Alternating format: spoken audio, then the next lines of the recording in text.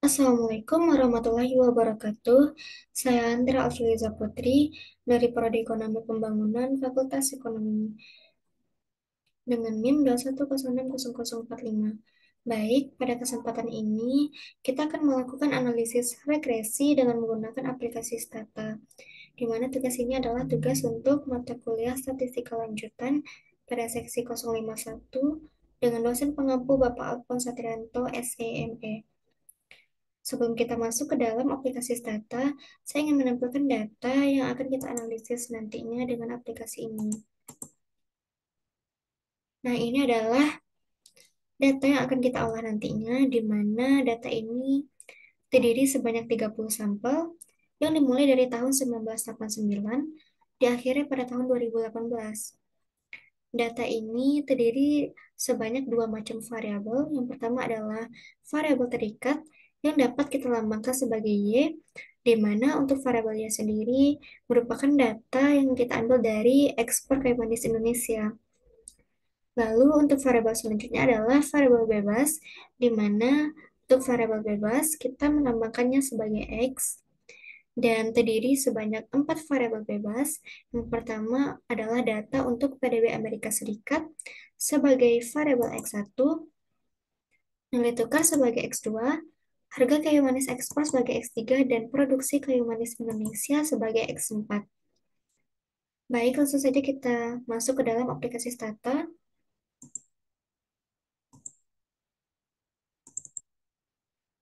Nah, ini adalah tampilan awal dari aplikasi Stata. Sebelum kita melakukan uji asumsi dan analisis regresi, kita perlu menyimpulkan data ke dalam aplikasi ini. Caranya adalah klik menu edit, lalu di tampilan ini kita langsung kopikan saja semua data yang ada di dalam Excel tadi yang kita pastikan di sini. Nah, kita juga dapat mengubah nama untuk setiap kolomnya, di mana untuk kolom satu sendiri adalah data tahun, yang kedua Y, lalu X1, X2, 3, dan X4. Baik, setelah semua data ini terinput, langsung saja kita klik close. Nah, di tampilan ini kita sudah dapat melihat semua data yang kita inputkan tadi, di mana terdiri sebanyak 6 variables dan 30 data observasi. Lalu, untuk langkah yang pertama adalah kita melakukan analisis regresi. Caranya yaitu pada menu statistik, kita klik linear models and related, lalu pilih linear regression. Nah, di tampilan model ini, pada kolom dependent variable, kita inputkan Y, lalu pada kolom independennya, kita inputkan X1, X2, X3, dan X4. Lalu kita beralih ke tampilan robust. Nah, di tampilan ini ada dua macam pilihan yang dapat kita gunakan. Yang pertama adalah default standard errors, dan kita juga dapat menggunakan ordinary least squares. Namun, untuk kali ini kita menggunakan default standard errors. Lalu kita balik ke tampilan model, lalu kita klik OK. Nah, kita sudah mendapatkan output dari hasil regresi kita. Lalu, untuk memudahkan kita dalam menginterpretasikan data ini, kita copy, lalu kita pastikan di dalam Microsoft Word.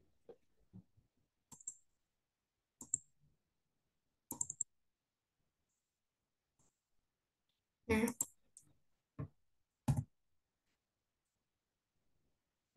lalu kita dapat menuliskan persamaannya dilihat dari kolom koefisien ini. Dapat kita tulis persamaan regresinya.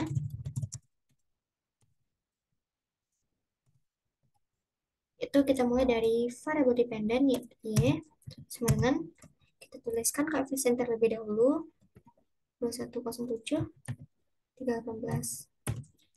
Lalu untuk variabel bebasnya dari X1 sebesar 921,73. X2 128,96.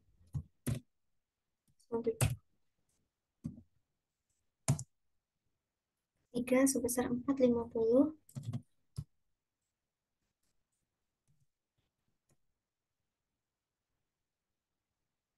678.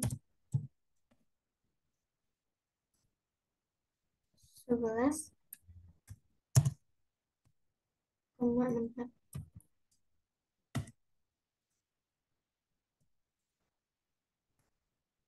Baik, pada kolom koefisien ini kita melihat konstanta, di mana konstanta sendiri artinya adalah pada saat variabel X1, X2, X3, dan X4 meningkat, maaf, pada saat X1, X2, X3, dan X4 tidak terlihat, maka tanpa adanya keempat dari variabel ini, variabel itu sudah meningkat jika dilihat dari nilai konstanta ini. Dan nilai variabel X yang positif akan melambangkan hubungan yang searah. Artinya em, pada saat nilai X ini meningkat, maka variabel Y juga akan meningkat sebesar nilai variabel X ini. Lalu semua itu dapat kita lihat pada p-value-nya. Nah, langkah selanjutnya adalah kita dapat melihat pengaruh dari masing-masing setiap variabel X terhadap variabel Y. Yang pertama adalah kita dapat melihat pengaruhnya dengan membandingkan nilai T hitung dan T tabelnya. Untuk T hitung sendiri, kita sudah mendapatkan dari gambar ini, yaitu dilihat dari kolom T ini. Sedangkan untuk rumus mencari T tabelnya, yaitu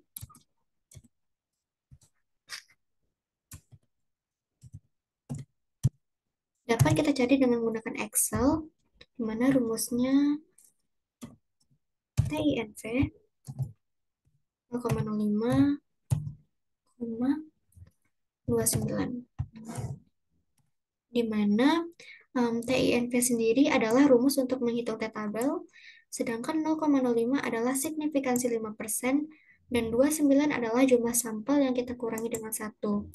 Sehingga untuk T-tabel sendiri, kita mendapatkan hasil sebesar 2,04523.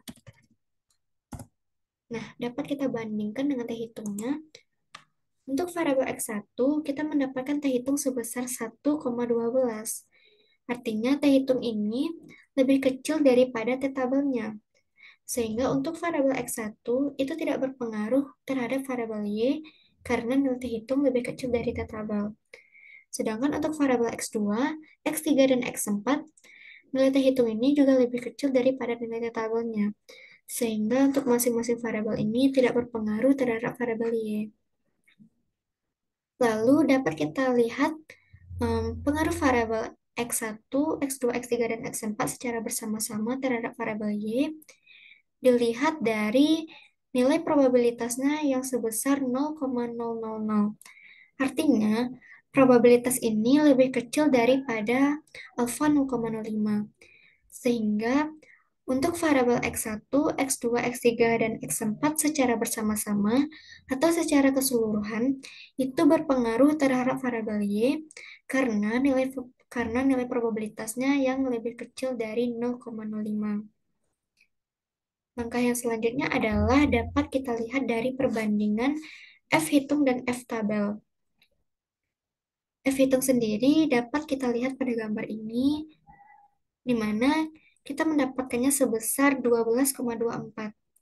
Sedangkan untuk F tabelnya sendiri dapat kita cari dengan rumus di Excel.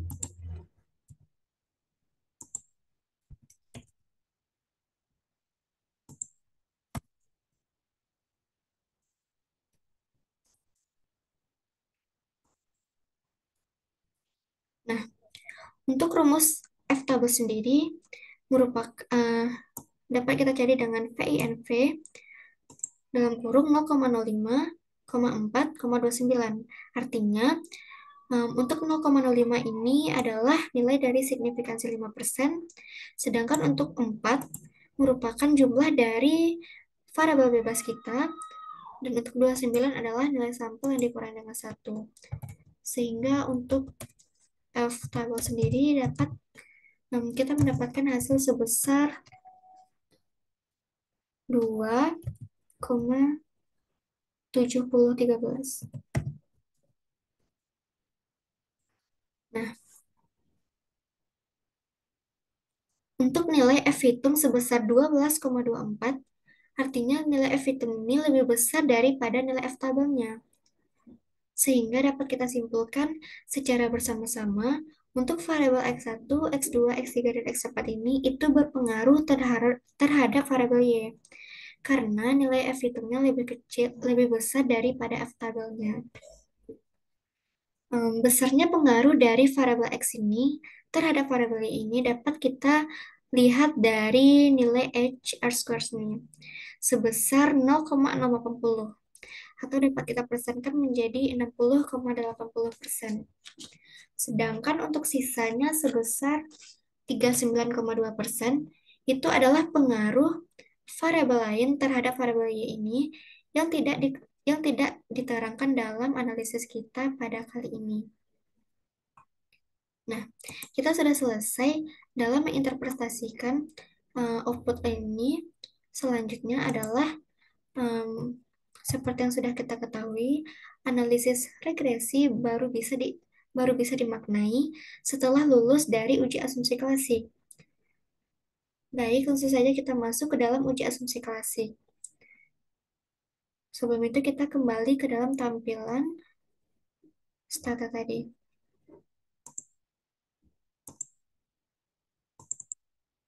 Nah, untuk uji asumsi yang pertama, kita melakukan uji asumsi heteroskedastisitas. Caranya adalah pada menu statistik, kita klik Linear Models and Related, lalu pilih Regression Diagnostic, lalu pilih Specification Test.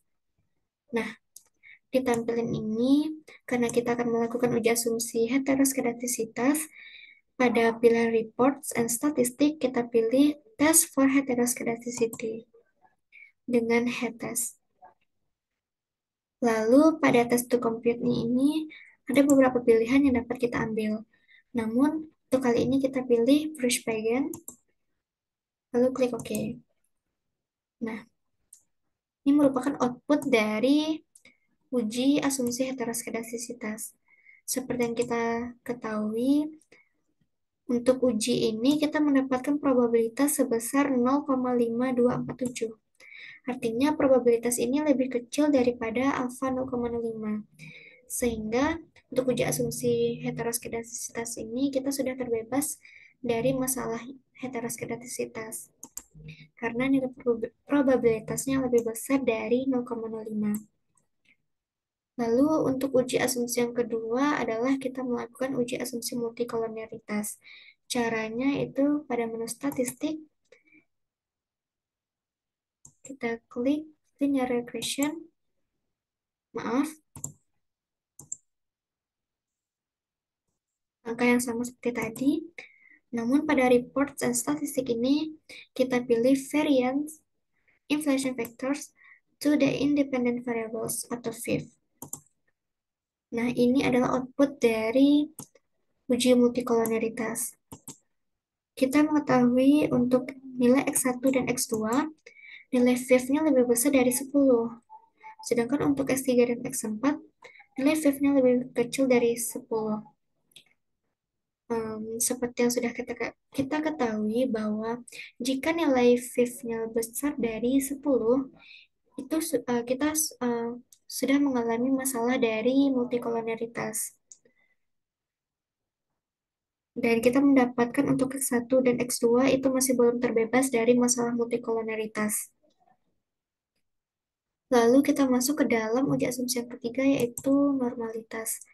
Dengan cara klik Summarize Tables and Tests, lalu pilih Distributional Plots and Tests. Nah, di pilihan ini ada beberapa pilihan. Lalu kita pilih Squamous and Cortosis Normality Test. Pada kolom variabel sini kita masukkan dari Y, X1, X2, X3, dan X4. Lalu klik OK. Nah, kita mendapatkan untuk variabel X1 dan X2 itu nilai probabilitasnya lebih besar dari 0,05. Sedangkan untuk variabel X3 dan X4 itu lebih kecil dari 0,05.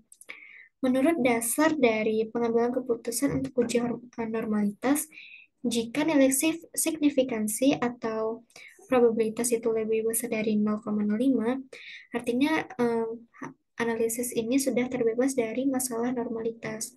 Sedangkan jika nilai probabilitasnya lebih kecil dari 0,05, berarti masih belum terbebas dari masalah normalitas. Untuk analisis kita ini, kita masih belum terbebas dari normalitas untuk variabel X3 dan X4.